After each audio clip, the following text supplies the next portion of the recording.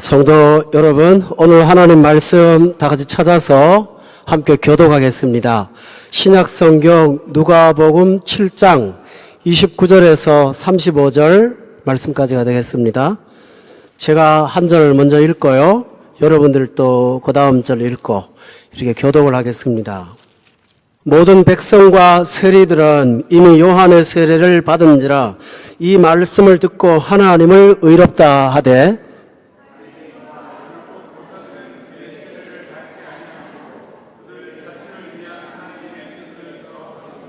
또 이르시되 이 세대의 사람을 무엇으로 비유할까? 무엇과 같은가?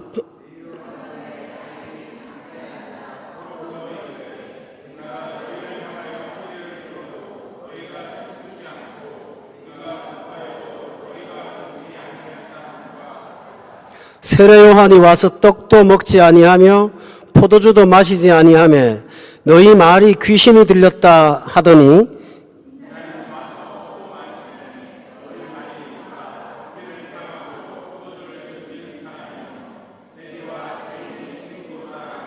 다 함께 읽겠습니다. 치혜는 자기의 모든 자녀로 인하여 옳다함을 얻으니라. 아멘. 법을 공부하시는 분들 아니라도 다 알고 있죠. 우리가 전설을 율법 전설하고 그래요. 율법은 민법, 형법, 상법, 헌법, 민사소송법, 형사소송법 이렇게 6개로 분류가 됩니다. 그런데 요즘에는 율법 갖고 불가능하다고 해서 행정법, 국제법도 분류해 놓고요. 또 사이버 상에서 나오는 범죄와 관련된 인터넷 문제 때문에 사이버법도 추가되는 상황이라고 합니다. 법이 그렇게 많은 것은 무엇입니까? 그것은 사람이 세상을 살아가는 데 있어서 수많은 범죄들이 분류를 해야 될 만큼 많이 있다는 것을 반증하는 것입니다. 그런데 율법에도 해당되지 않고 국제법에도 해당되지 않고 사이버법에도 해당되지 않지만은 인간에게 가장 심각한 범죄가 하나 있습니다. 그것은 불신죄입니다. 불이란 말은 아니불자죠. 신자는 믿을 신자니까 믿지 않는 범죄를 불신죄라고 말합니다. 그런데 문제는 민법, 형법, 상법은 죄로 알지만 불신에 대한 범죄는 죄로 여기지 않는다는 것입니다. 불신을 재판하는 경우도 없고요. 불신의 제목을 도덕적인 문제로 생각하는 사람도 없습니다. 그렇지만 불신의 죄는 가장 큰 죄라고 성경은 말합니다. 불신은 하나님을 부정하고 하나님의 법을 따르지를 않습니다. 따라서 불신죄는 하나님으로부터 오는 모든 축복을 차단합니다. 영생을 차단합니다. 구원을 차단합니다. 하나님의 축복하심과 보호를 스스로 차단합니다. 또한 본인뿐만 아니라 이웃에게도 영향을 줍니다. 그런데 사람들이 문제는 불신이 무엇인지 불신의 본질이 뭔지를 잘 모른다는 것입니다. 그래서 예수님은 사람들이 알 수 있도록 한 비유를 통해서 불신의 문제를 분석하고 가르쳐주고 있습니다. 오늘 본문에 보면 예수님께서 한 비유를 말씀하시는데 이 비유의 주제가 이 세대를 무엇으로 비유할 거입니다. 우리 한번 따라 합시다. 이 세대를 무엇으로 비유할까? 여기서 세대라는 말은 세상이라는 말과 똑같습니다. 성경에서 세상이라는 말을 쓸 때는 두 가지 용법이 있는데요. 창조된 이 자연세계를 세상이라고 합니다. 또 하나 중요한 용법은 하나님을 적대하고 대적하는 불신의 사고와 가치관, 그 속에서 사는 모든 사람들을 총칭해서 세상이라 혹은 세대라고 합니다. 그러면 이 세상이 가지고 있는 불신의 정체가 무엇일까요? 본문 30절에 보면 끝에 그들 자신을 위한 하나님의 뜻을 저버리니라 라고 되어 있습니다. 그 사람들은 30절에 보면 바리새인과 율법 교사들이라고 했습니다. 그런데 그들은 자신을 위한 하나님의 뜻을 저버렸습니다. 이것이 불신입니다. 종교를 인정하는 사람이기 때문에 종교인들입니다. 종교가 필요하다는 것을 수용합니다. 하나님이 존재하신다는 것을 알고 있습니다. 그런데 불신의 특징은 무엇이냐 하면 하나님의 존재를 인정하고 종교의 필요를 인정하는 것, 그럼에도 불구하고 불신이 무엇입니까?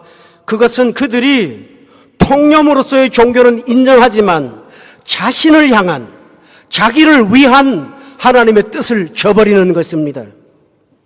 많은 사람들이 종교에 대한 인정을 하면 나도 종교성이 있다고 생각합니다.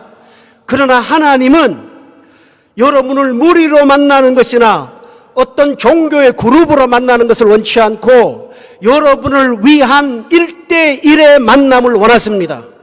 그래서 자기를 향한이 아니라 자기를 위한 하나님의 뜻이 종교입니다. 이게 신앙입니다.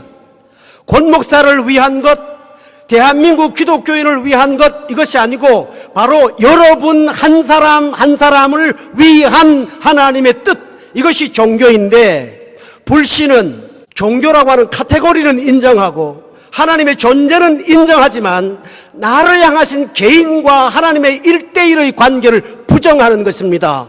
더 중요한 것은 나를 향하신 하나님의 뜻을 내가 버려버리는 것입니다.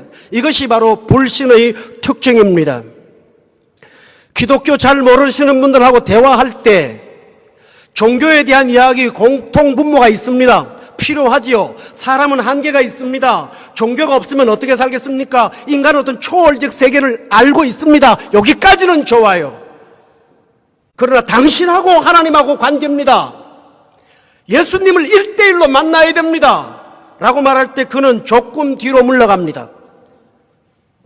그런데 성경에 보면 예수님은 무리를 찾아온 일이 없습니다.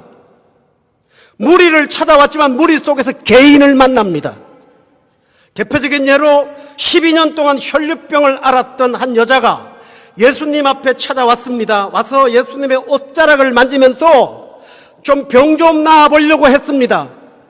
그때 예수님께서 내 옷을 만진 사람이 있다, 찾아내라고 말합니다. 그랬더니 제자들이 하는 말이, 군중들이 많은데 사람들이 밀려 에워 싸다 보니까 옷깃을 스친 것뿐이지 그런 사람 없습니다. 예수님은 말합니다. 아니야, 나를 찾는 사람이 여기 있어. 그를 드러내셨습니다. 12년 혈류병 앓는 여자는 옷자락을 만지면서 나았지만 예수님은 그를 무리 속에 그냥 두지 않고 그 사람이 누구냐 찾아냈습니다. 수많은 사람들이 갈릴리 바닷가에서 하나님의 말씀을 들었습니다. 그런데 예수님은 말씀을 마치자 시몬이라는 사람을 찾아가서 그 배를 빌려가지고 그 사람하고 만납니다. 그리고 그 사람한테 그물을 던지라고 말하면서 너는 나를 따르라, 1대1로 만나 주셨습니다. 예수님께서 제자들에게 사람들의 여론을 물었습니다. 사람들이 나를 뭐라고 하더냐? 어떤 사람은 에레미야, 어떤 사람은 엘리야, 어떤 사람은 선지자 중에 하나입니다 라고 고백합니다. 그때 예수님은 너는 나를 누구라 하니 물었습니다. 견해를 말하지 말고 너의 고백을 묻고 싶어 물어봤습니다. 예수님을 재판했던 빌라도를 아십니다. 로마의 총독입니다. 그는 재판을 하면서 너는 유대인의 왕이냐 하고 물었습니다. 죄목을 물었습니다. 그때 예수님이 침묵하셨다가 대답을 합니다. 그 말이 다른 사람의 견해냐 너의 말이냐 물었습니다. 신앙생활은 종교를 인정하는 것이 신앙이 아닙니다. 바리새인이 됐고 율법학자가 되었음에도 불구하고 그들은 불신자입니다. 그래서 30절에 보니까 그의 세례를 받지 아니했습니다.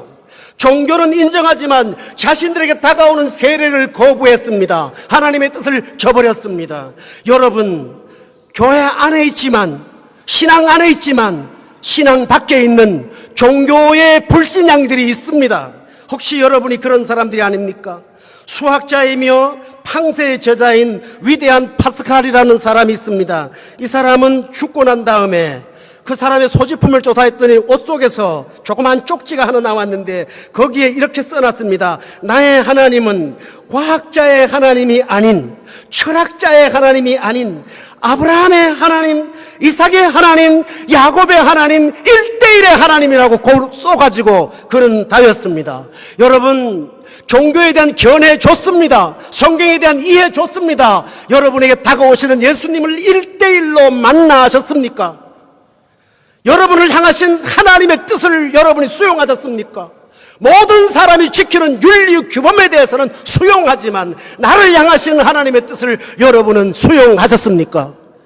불신은 나를 향하신 것을 거부하고 종교를 인정하는 것입니다. 만약에 여기 이 자리에 계신 여러분들 가운데 그런 신앙의 범주에 머물러 있다면 여러분 한 걸음 더 나가서 여러분을 찾아오신 예수님을 만나시기를 주의 이름으로 축원합니다.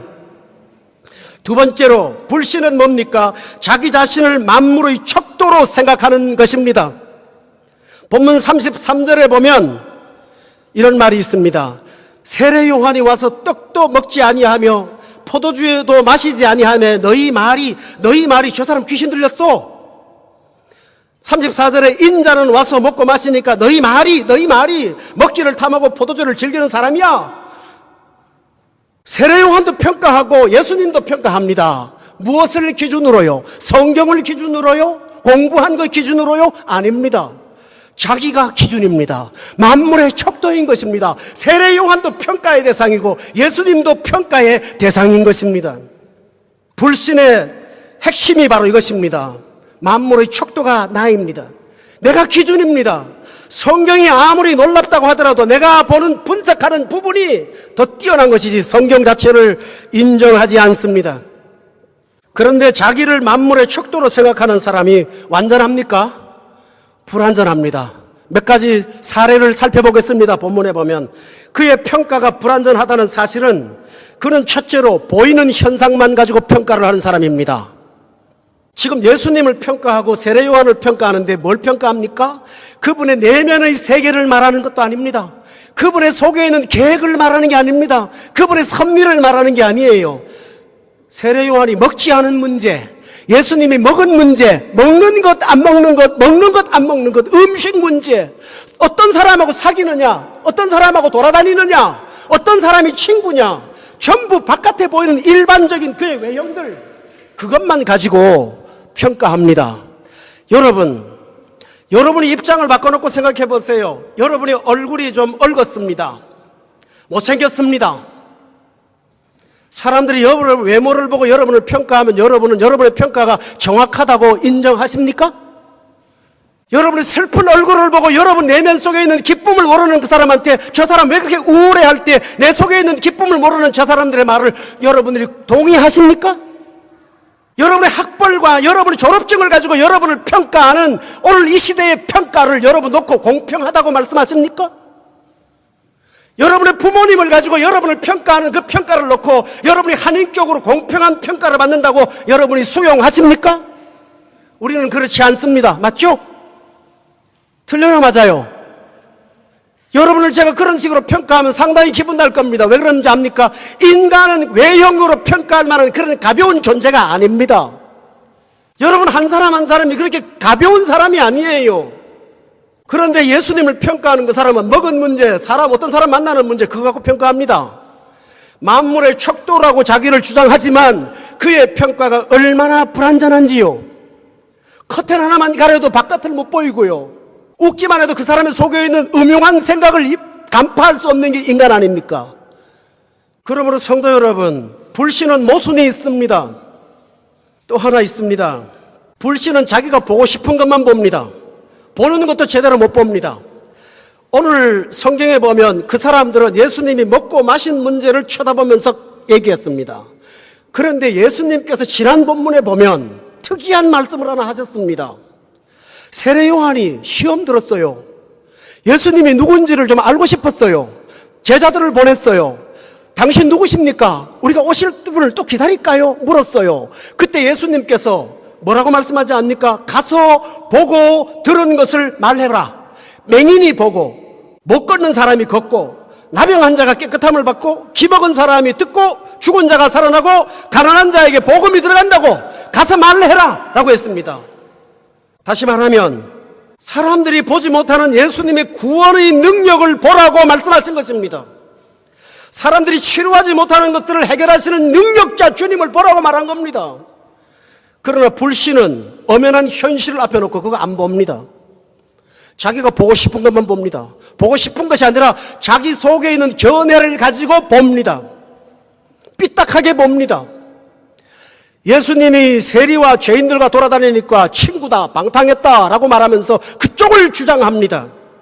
그러나 주께서 병자를 고치고 죽은 자를 살리고 약한 자를 일으키시는 그 치료의 역사를 그는 의도적으로 보지 않습니다. 이것이 불신의 특징입니다. 여러분, 예수님은 어떤 분이십니까? 성경은 예수님을 말할 때 측량할 수 없는 분이라고 말합니다. 그분은 신성의 모든 충만이 육체 가운데 거하시는 충만한 분이라고 말했습니다. 그분의 높이와 깊이와 넓이와 길이는 무한하다고 말합니다.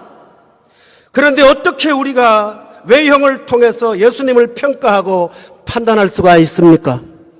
어쩌면 여러분은 지난 과거에 여러분이 갖고 있는 한 견해를 가지고 온 지구를 아는 것처럼 자만했을 수 있습니다. 이것이 바로 불신입니다. 문제는 여러분이 이쪽만 바라보면 이쪽은 보이지 않아요. 보고 싶은 것만 보면 진짜로 봐야 될 걸 보지 못해요. 불신의 특징은 바로 이것입니다.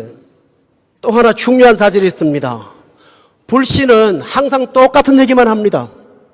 어떤 분은 교회 생활하면서 처음부터 끝까지 저를 만나서 중요할 때마다 하는 얘기가 항상 똑같은 거예요. 딱 한마디예요. 예수 믿는 사람의 행동이 왜 그 모양이에요? 그래서 교회에 못 나가겠어요. 똑똑하다는 그분에게 항상 기독교에 대한 얘기는 그거밖에는 없어요. 어떤 분은 딱 한마디만 얘기해요. 왜 예수만 구원자인가요? 그 얘기만 자꾸 해요. 다른 얘기 할 줄 몰라요. 어떤 사람은 그래요. 교회 가니까 사람들 이상하더구만요. 그 얘기만 해요. 그 기독교의 풍성한 문화와 유산과 역사와 진리의 풍부함을 놔두고 그는 하나만 다 잡고 그것밖에는 몰라요. 그런데 온통 세상을 다 아는 것처럼 착각하고 있습니다. 여러분, 이것이 바로 불신입니다.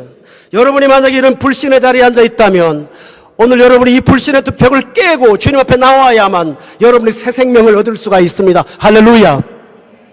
그런데 많은 사람들이 불신의 생각, 판단이 자기로부터 나오는 것이라고 생각합니다. 그러나 예수님은 너의 생각을 무엇으로 비유할고 말하지 않고 이 세대의 정신을 무엇으로 비유할고 라고 했습니다. 불신자, 불신의 근거는 여러분의 생각이나 사고가 아닙니다. 그것은 세상에 흘러 떠도는 가치관이고 세상 사람들이 원래 그렇게 말했던 세상의 편만한 이야기입니다. 여러분 얘기 없어요. 불신은 이 시대의 정신에서 오는 것이지 여러분 자아가 만들어낸 어떤 똑바른 개인의 가치관이 절대 아닙니다. 성경은 뭐라고 그럴까요? 이 세대를 무엇으로 비유할고 그랬죠. 그런데 왜 그것이 정당하다고 생각합니까? 여러분 잘 들어보세요. 언제나 기독교인은 소수입니다. 그러나 이 세대는 다수입니다. 다수가 말하는 것은 진리 같잖아요. 모든 사람이 그렇게 말하니 내 말이 맞잖아요. 저 강단 앞에서 아우성을 치는 목사 혼자만 틀린 거예요. 다른 사람 다 똑같거든요. 빈도수와 다수를 보면 민주주의 방식의 사고방식이 젖은 여러분에게는 진리란 많은 사람들이 따라가는 것 아니겠습니까? 이 세대의 정신이 여러분 속에 모르게 침투해 들어와 있는 것입니다. 그러므로 여러분은 진리를 보지 못하는 오류 속에 빠져서 이 세대의 종이 되고 있고 노예가 되고 있는 것입니다. 이것이 바로 불신의 특징입니다. 또 하나 있습니다. 이 불신의 특징이 뭘까요? 불신의 특징은 하나님의 진리를 가볍게 여긴다는 것입니다. 오늘 본문에 예수님은 비유를 두 가지를 들었습니다. 아이들이 장터에서 놀아요. 춤을 춰요. 또 하나이는 울어요. 피리를 불어요. 하나이는. 피리를 부는 것은 결혼식을 연상하는 아이들의 놀이입니다. 그리고 아이들이 애곡을 하는 거, 그것은 장례식을 놀이로 노는 것입니다. 그런데 예수님이 그걸 갖고 세상을 비유합니다. 왜 그럴까요? 진리, 하나님의 복음, 영생, 구원, 심판, 하나님의 은혜, 측량할 수 없는 자비, 이 모든 엄청난 단어들, 대단한 단어들이 그들에게는 장난거리처럼 들린다는 겁니다. 회사에서 다루는 용어보다도 약하고 여러분이 갖고 있는 어떤 책이나 어떤 소설에서 읽은 한 문장의 단어보다도 그런 가벼이 여기는 것입니다. 애들 장난 정도로 취급하는 거예요. 이 세대는 자기 영혼의 문제를 너무 가볍게 여깁니다. 주일날 교회를 나와야 되는데요, 육신의 문제가 있습니다. 영혼을 차선해 둡니다. 왜 그럴까요? 이게 그렇게 중요한 문제가 아닌 거예요. 애들 장난으로 보이는 겁니다. 그런데 성도 여러분, 애들 장난은 원래 장난이 아닙니다. 인간의 근본적인 문제를 갖고 장난합니다.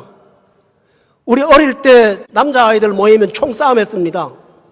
총싸움 할 때 두 말을 씁니다. 땅땅. 그 다음에 뭐라 그럴까요? 빵빵 그럽니다. 근데 어떤 분이 그러더군요. 쟤들이 인생의 근본 문제를 갖고 싸운다고요. 하나가 뭔지 압니까? 땅 문제. 하나는 빵 문제라는 거죠. 땅땅 빵빵 그런다는 거예요. 하나님의 진리는, 그리고 여러분이 상대하는 하나님은 창조주이십니다. 그리고 여러분의 인생의 마지막 만날 심판주이십니다. 그리고 생사화복을 주장하시는 분입니다. 그분은 나의 인도자요, 무한하신 분이요, 광대하신 분이요, 전능자요, 전지하신 분이요, 거룩하신 분이요, 감히 그 빛 앞에 가까이 갈 수 없는 영광스러운 능력자이십니다. 그런데 우리는 팔짱을 끼고 그분에게 가볍게 조롱하듯이 진리를 너무나 가벼이 대하는 것입니다.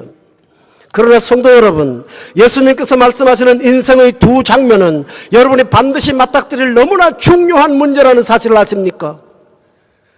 결혼식의 비유는 인생의 최고 행복 같은 날을 말합니다. 장례식의 비유는 인생의 가장 슬픈 날을 말합니다. 여러분이 극과 극의 삶을 만나지 않을까요? 어떤 날 여러분은 인생의 가장 잘 나가는 순간을 만날 것입니다.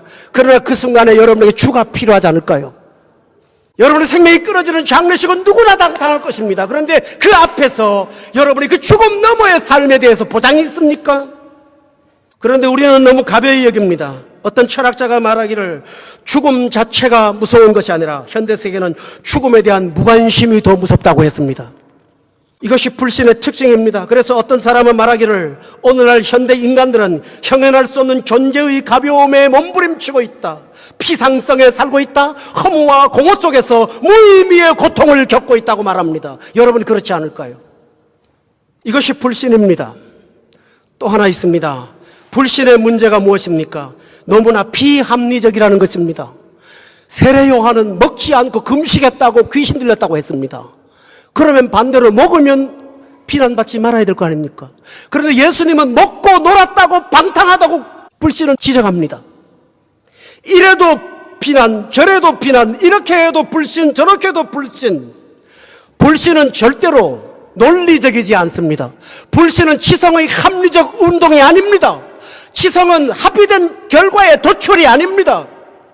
아무리 공부를 많이 한 최고의 엘리트 괜찮아도 이 하나님 앞에 믿음의 문제에 있어서는 이상하게 합리적이지 못한 거예요. 이것이 바로 불신의 특징입니다. 여러분, 불신의 깊은 세계에 정당한 이유가 있을까요? 실제로는 없습니다. 하나님으로부터 어떻게 하든 멀어지고 싶은 그의 마음의 반동감이 이런 문제를 발생하고 있는 것입니다.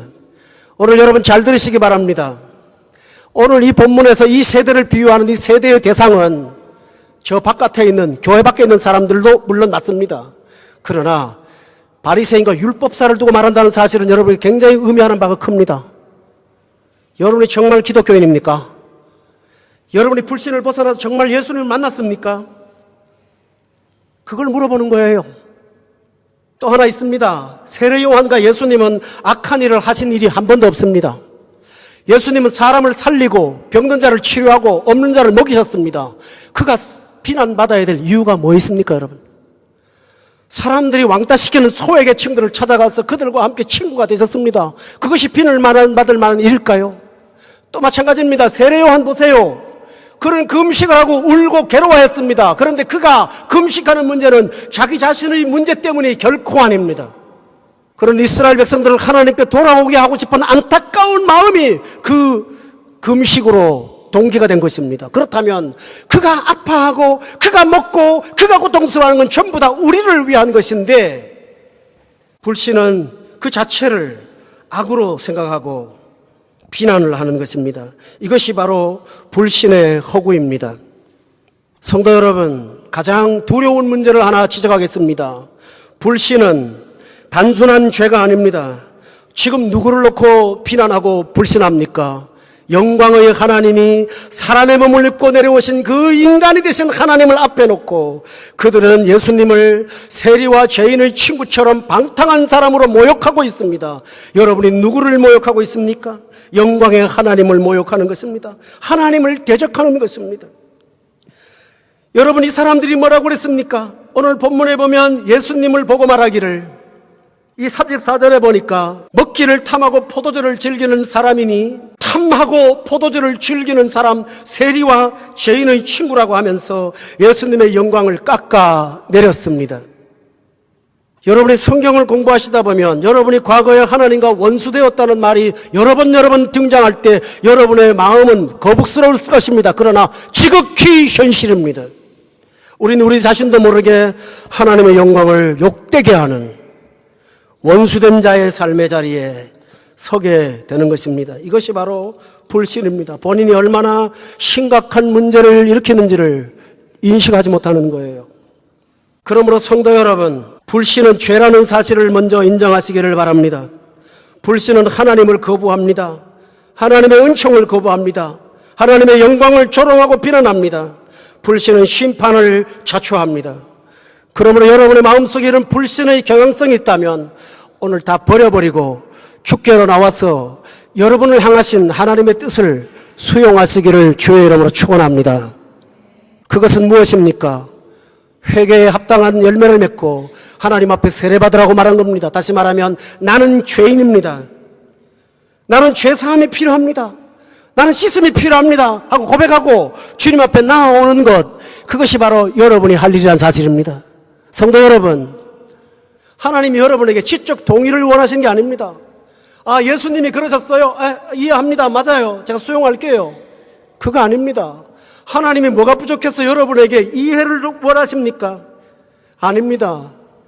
여러분은 세리와 죄인들처럼 자신을 죄인으로 알고 예수님 앞에 나와서 십자가의 은총으로 새로워지기를 사모하는 회개의 영이 여러분에게 있으시기를 주의 이름으로 축원합니다. 여러분이 기억하실 사실이 있습니다. 오늘 세례 요한이 와서 금식하고 울었고 예수님은 춤추고 울었습니다. 여러분이 성경을 잘 모르실 때는요, 까만 거는 글자고 하얀 거는 종이고 이런 수면제가 없어요. 잠이 너무 잘 와요. 불면증 최고의 치료제는 성경입니다. 그런데요, 하나님의 은혜를 알고 나면요, 성경에 어떤 것이 나오는지 압니까? 하나님의 질풍노도가 느껴집니다. 하나님의 한숨이 거기 있습니다. 하나님의 탄식이 거기 있습니다. 하나님의 뜨거운 눈물이 장장마다 있습니다. 하나님이 흘리신 보혈의 피가 강물처럼 흐르는 것을 보게 됩니다. 맞습니까? 이 세상 천지에 저 우주 속에 미아 같은 나에게 다가오시는 하나님의 그 무서운 손길들을 여러분이 성경을 통해서 만납니다. 맞아요? 그때 성경은 울고 웃고 기뻐하고 슬퍼하고 탄식하고 즐거워하는 하나님의 놀라운 감정을 여러분에게 보여줄 것입니다. 그때서 여러분은 느끼시기를 하나님이 나 때문에 울고 계시는구나. 하나님이 나 때문에 춤을 추고 계시는구나. 내가 춤추지 않은 내 앞에 와서 피리를 불면서 내게 요구하시는구나. 그게 보이실 것입니다. 여러분이 만일에 보신다면 주님, 그것은 당신이 나를 위해서 하시는 일입니다 하고 고백하시고 주님의 사랑을 여러분의 마음으로부터 깊이 받아들이실 때 여러분 속에 새 생명의 능력이 나타날 것을 저는 믿습니다. 또 하나, 하나님은 여러분을 위해서 사람을 보내십니다. 세례 요한은 보냄받은 자입니다. 누구를 위해서요? 우리를 위해서요. 그는 와서 금식했습니다. 그는 고행했습니다. 왜 그런지 아세요? 그 당시 종교가 너무 부패하고 타락했어요. 종교 지도자들이 너무 잘 살아요. 너무 사치스러워요. 사람들이 하나님 앞에 나가는 매개체인 종교인들이 너무 부패하니까 하나님 앞에 나아가는 것이 장애물이 된 거예요. 세례 요한이 부잣집 아들입니다. 이렇게 살아서는 안 되겠다. 이렇게 살면 하나님이 보이지 않아. 예수님이 보이지 않아. 그래서 그는 스스로 거룩한 성빈을 실천했습니다. 가난했습니다. 약한 자가 됐습니다. 금욕 생활을 했습니다. 그러면서 자신이 망가짐으로 하나님이 자기를 통해서 보여지기를 원했습니다. 오늘 우리 주변에는 여러분 한 사람의 영혼을 위해서 자기 문제가 아니지만 밤에 잠을 이루지 못하고 침상에서 눈물로 기도하는 어떤 형제들이 분명히 있습니다. 한번 보세요. 목사회자는 월급 받습니다. 이래 소리 지르도 다 돈이 나와요. 웃으면 말이 이상해지네. 그렇잖아요. 그러나 아무개 집사님들 새벽에 가서 밤새도록 울면 그분한테 수당 나옵니까? 여러분이나 그분이나 똑같아요. 그분은 천당에 맨션 아파트에 가고 여러분은 서민 아파트 갑니까? 그거 아니거든요. 어떤 분은 집을 열어놓고 예수 영광 위해서 여러분을 모셔놓고 온갖 붙잡고 끌어안고 아파하고 가슴 아파하고 오라고 소리 지르고 눈물 흘리고 그 사람하고 여러분하고 뭐가 달라요? 한번 입장 바꿔놓고 생각해보세요. 저 사람이 왜 저러는지를 한번 보라고요. 그럼 목사님한테 세뇌를 당해가지고 그럴까요? 우리 교회 보세요. 세뇌당할 만한 바보 같은 사람이 있는가? 제가 제일 바보거든요. 제 별명이 뭔지 아세요? 우리 집사님이 나를 어리버리라 하더만. 어떤 분이 그러더군요. 우리 교회는 이잘난, 박잘난, 김잘난, 최잘난, 정잘난 다 있다고요. 잘나신 여러분이 이 무지한 목회자에게 세뇌당할 분들입니까? 아니에요, 여러분. 그 속에 예수가 살아있고 여러분을 향하여 그분이 보냄받았기 때문에 울고 웃고 금식하는 거예요. 하나님은 여러분에게 기회를 주고 있습니다.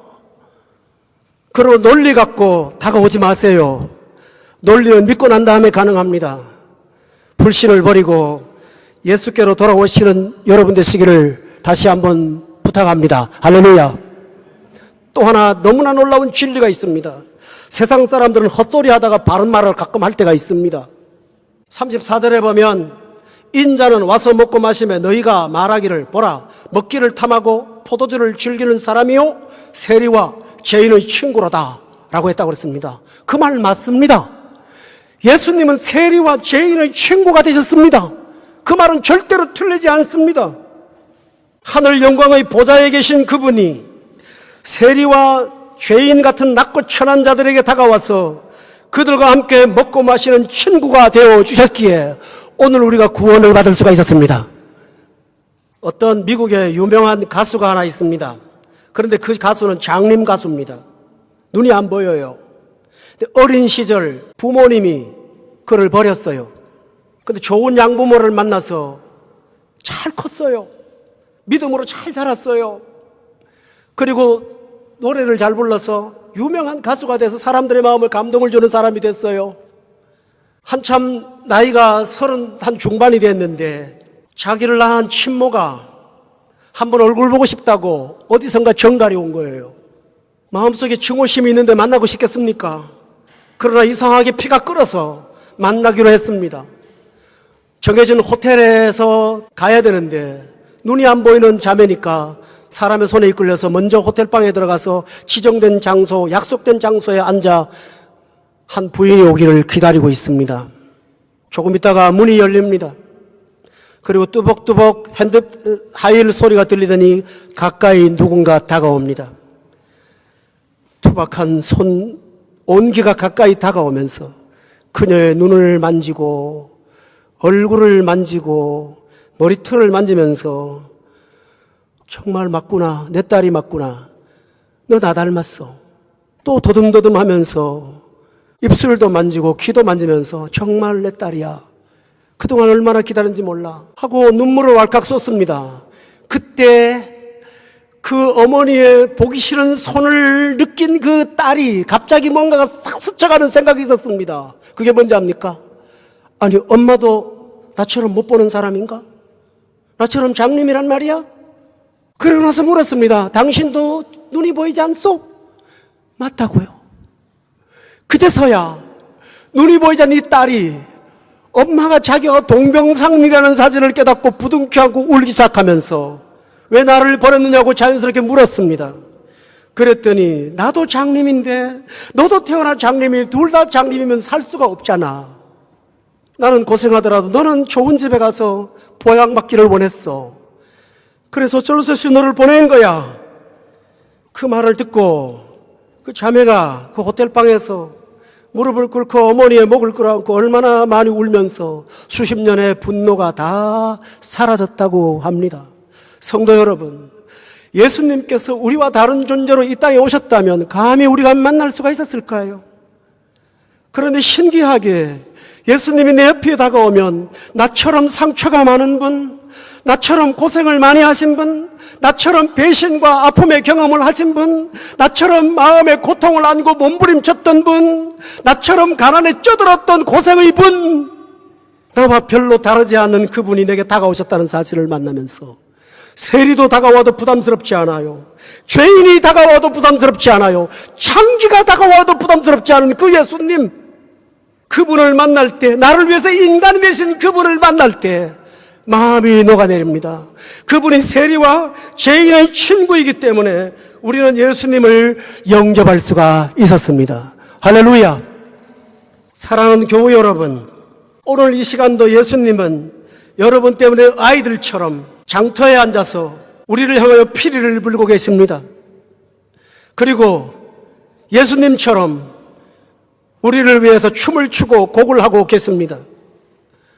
여러분이 그 사랑에 눈을 뜨시기를 바랍니다. 그 사랑에 영이 열리시기를 주의 이름으로 축원합니다. 그리고 종교를 인정하지 마시고 여러분을 향하신 하나님의 뜻을 수용하십시오. 그리고 주께로부터 주시는 영생의 가치를 누리시는 복된 여러분 되시기를 예수 이름으로 축원합니다. 기도하겠습니다. 하나님 아버지, 주님의 안타까운 호소와 구원하고자 하시는 뜨거운 사랑과 나를 향하여서 스스로 낮고 천하여서 내려오신 인간 되신 예수님의 영광 눈뜨게 하시옵소서. 아웃사이드에서 평가하는 평가자가 되지 말게 하시고 세례가 필요한 나로 인정하고 하나님 앞에 나와서 내 불신의 모순을 다 내려놓고 주만 만나는 저희가 되게 하여 주시옵소서. 자아가 중심이 돼서 하나님을 판단하는 무서운 오류에 빠지지 않기를 원합니다. 오히려 하나님을 앞세우고 순종하며 따라가는 우리 모두가 될 수 있도록 이끌어 주셔서 예수님 영접하고 천국 백성 되고 하나님의 자녀 되는 은혜 누리게 도와 주시옵소서. 예수님의 이름으로 기도드렸사옵나이다. 아멘.